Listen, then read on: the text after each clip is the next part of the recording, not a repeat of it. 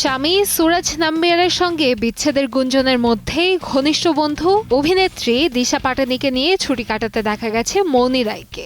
এরপর থেকেই সামাজিক মাধ্যমে শুরু হয় ব্যাপক আলোচনা সমালোচনা, যার ফলে ট্রোলিং ও কটূক্তির মুখে পড়ে নিজের সোশ্যাল মিডিয়া পোস্টের কমেন্ট সেকশন বন্ধ করে দেন মৌনি। সুরাজকে দুই বান্ধবী একই সঙ্গে আনফলো করায় তুমুল শোরগোল ওঠে নেটিজেনদের মধ্যে।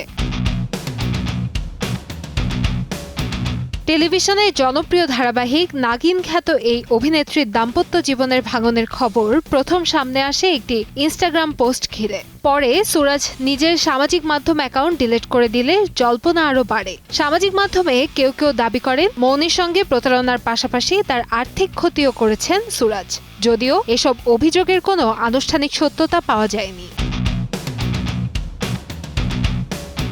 এর মধ্যেই নতুন করে আলোচনায় এসেছে মৌনি ও দিশার গভীর বন্ধুত্ব।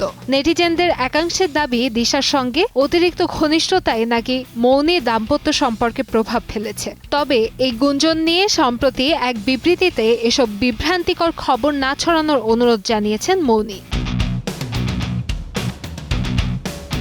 2022 সালের 27 জানুয়ারি ভারতের গোয়ায় বিয়ে করেন মৌনি রায় ও সুরাজ নাম্বিয়ার। মালায়ালি ও বাঙালি দুই রীতিতেই সম্পন্ন হয়েছিল তাদের বিয়ের আনুষ্ঠানিকতা। 4 বছরের সংসার জীবনের পর এখন বলিউড পাড়ায় আলোচনার কেন্দ্রবিন্দু হয়ে উঠেছে তাদের সম্পর্ক ভাঙার গুঞ্জন।